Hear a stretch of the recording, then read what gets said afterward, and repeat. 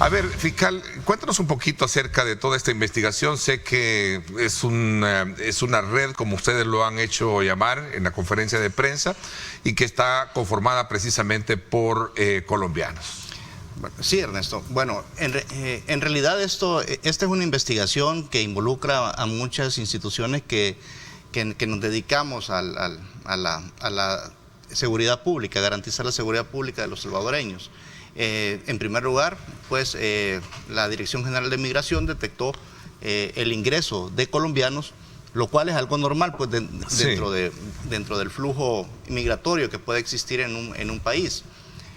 Pero empiezan a observar una serie de patrones que despiertan ciertas alertas. En primer lugar, se trataba de ciudadanos colombianos que no, pues, decidían no cumplir con la normativa migratoria salvadoreña y permanecían en el país luego de transcurrido el tiempo que se les da a estas personas que entraban como turistas aquí al país. Que son 3 meses, entiendo. Sí, exacto. Entonces, posteriormente, estas personas, bueno, una vez radicados, llegaban cuando llegaban a nuestro aeropuerto, les eran retenidos sus pasaportes.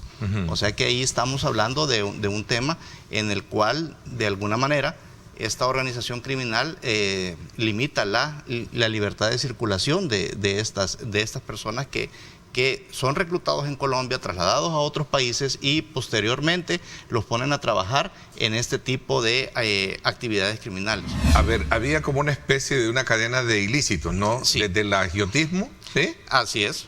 Desde la extorsión, como usted mismo me lo dice, y la estafa, la extorsión y el tema del lavado de dinero. Ajá, correcto. O sea, era una cadena, de acuerdo a lo que me ha descrito, fiscal. Así es. Todo era una cadena y que tenía como eje central el engaño. ¿Cómo comienzan ustedes a ver estas anormalidades? Porque entiendo en la conferencia de prensa que se dio a conocer y decía precisamente uno de los ahí presentes, creo que fue el ministro de Seguridad, que en todo caso hay denuncias alrededor de, no sé si son 3.000, ¿no? Sí, correcto. O sea, 3.000 denuncias. Sí, no, bueno, de estafa, ¿no? Es decir, todo esto durante un periodo de tiempo bastante largo. Okay, es decir, entonces... No fue que en cadena fueron, sino que fue poco a poco viéndose el hilo, digamos, sí. de la... Vaya, por ejemplo, tuvimos un repunte de este tipo de hechos allá por agosto del año 2021,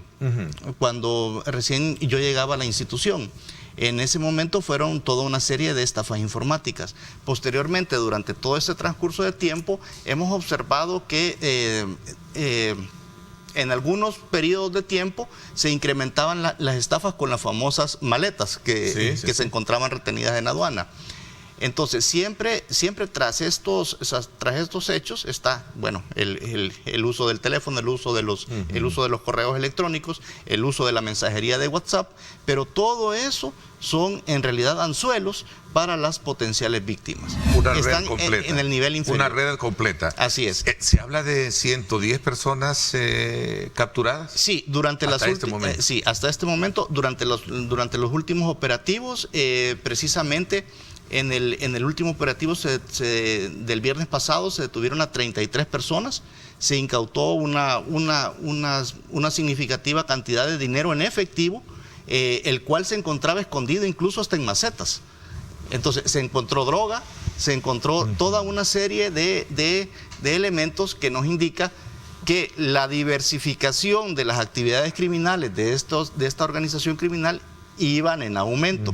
A ver, hay una pregunta que surge también en el contexto de esta conferencia de prensa, y es la advertencia que se hace, es decir, para que estos salgan del país, ¿no? Sí. ¿Cómo se explica o cómo se entiende esto? Entiendo que dieron 72 horas para que los colombianos que estén ligados a estructuras de lavado de dinero y actividades ilícitas dejen el país. Es como advertirle de hecho, no sé si se malinterpreta esto, pero igual. No, de hecho que creo que lo mencionó el señor ministro de Justicia y Seguridad. Lo que él mencionó es que la Dirección General de Migración, precisamente por la aplicación de todos los controles preventivos, ha detectado una significativa cantidad de personas bueno, supongo que de diferentes nacionalidades, que no han regularizado su situación migratoria aquí en nuestro país. Es decir, no han renovado pues su estadía, no se han abocado a la autoridad competente. Entonces, él se refiere a eso en el sentido de que regularicen. Porque en la medida que nosotros como Estado tenemos la información obtenida de buena fe de parte de las personas que ingresan como turistas, nosotros lógicamente en ningún momento vamos a pretender expulsar a un extranjero sin un motivo que esté establecido en la ley. ¿Los préstamos eran en grandes cantidades? ¿Se han detectado o eran de alguna manera préstamos, no sé, locales, personales? Digamos entre los 500 y los $1000. Es decir, digamos algún tipo de emergencia podía ser pues sufragado con esos dineros. Ellos hicieron uso de la tecnología en este caso, mucho, ¿no? Sí, claro, bueno. Por supuesto que desde el primer momento en que ellos crean correos electrónicos falsos según la investigación. Sí, pero esas son actividades que hasta este momento sitios web. Hasta este momento no hemos detectado que eso sea aquí en el país. Es decir, es cuando empezamos a ver las vinculaciones que se dan principalmente con algunas personas todavía no identificadas dentro de nuestra investigación que operan desde Colombia. Entonces, pero en sí empezamos a ver que hay una vinculación desde el momento en que se reciben los dineros en las cuentas de los salvadoreños a los que les han robado la identidad. Ayer estuvo en la Asamblea Legislativa para hacer un abordaje importante también de otro tema que viene siendo como una especie de bomba de tiempo, que es el tema de las estafas en el tema de las notificaciones, ¿cierto? Sí, así es. Cuéntanos un poco. Bueno, en realidad esta es una iniciativa, y yo la veo con muy buenos ojos, es algo necesario en nuestro país. El señor presidente de la República, presentó por medio de su ministro de Justicia y Seguridad esta iniciativa que contiene una reforma al Código Penal.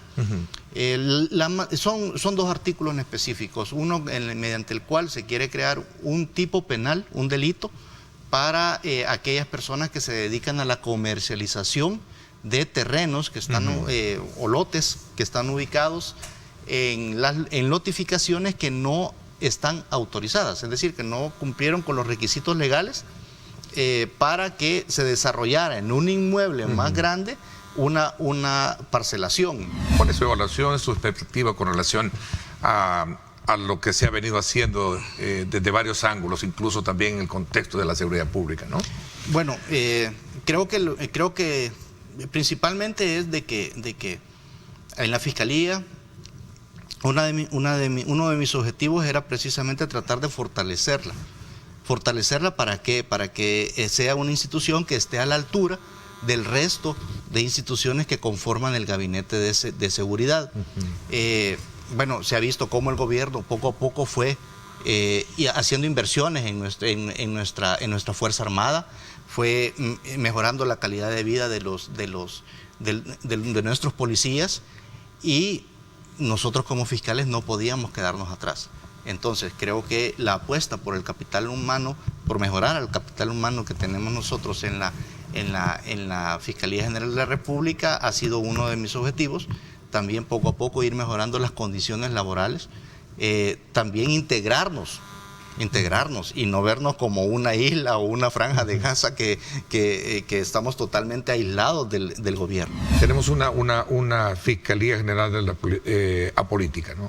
Es que de eso se trata, de eso se trata. Naturaleza, esa política, pero la gente aquí entiende que es una institución apolítica porque se está enfrentando con el gobierno, cuando en realidad eso sería básicamente un choque político entre instituciones, y no se trata de eso. Al final de cuentas, la Fiscalía General de la República, de acuerdo con la Constitución, forma parte del Estado. Ok, hay situaciones, digamos, históricas que trazan el tema del subsidio, que creo que es un punto digamos, como neurálgico, polémico, cuando se trata de ver el tema del costo operativo de los empresarios versus el cobro que se realiza, y que en medio de eso está el tema tarifario, está el tema de subsidio hacia la tarifa como tal.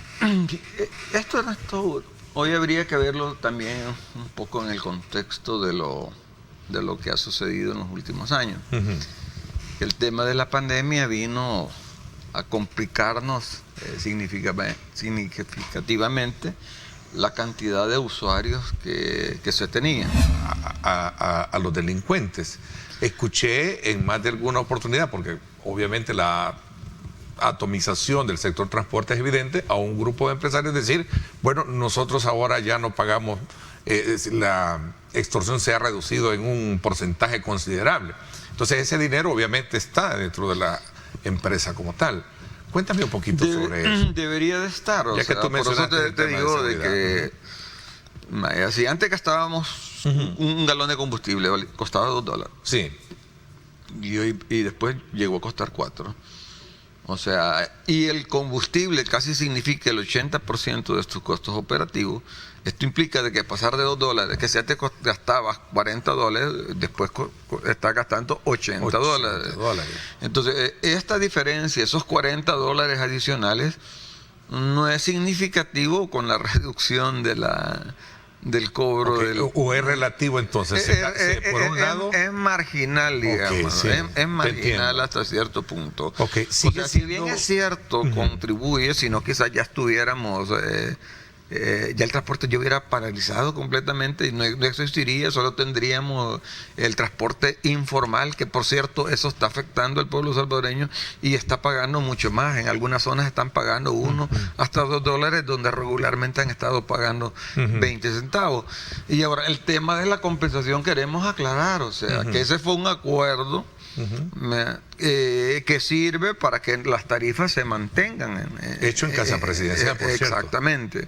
O sea, porque eso lo reconocemos, que ese fue el acuerdo.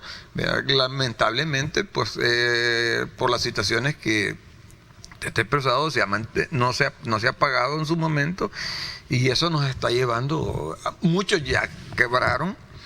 Otros están a la vuelta de la esquina, que están a punto de quebrar, otros ya los embargaron, no hay acceso al crédito, o sea, es una situación bastante compleja. ¿Hay buena comunicación con sus representantes? Digo, en este caso, Ministerio de Viceministerio de Transporte, y en este caso también Ministerio de Obras Públicas. Lamentablemente no, y eso es lo que estamos resintiendo últimamente, la falta de cumplimiento de los últimos acuerdos, y por eso estamos tratando de hacer ver públicamente de seguir esta situación, ¿verdad? O sea, nosotros les pedimos incluso al viceministerio una reunión con la presidenta del banco hipotecario para tratar de buscarle una salida a la problemática, porque al banco hipotecario se le deben, yo creo que un poco entre 150 a 200 millones de dólares.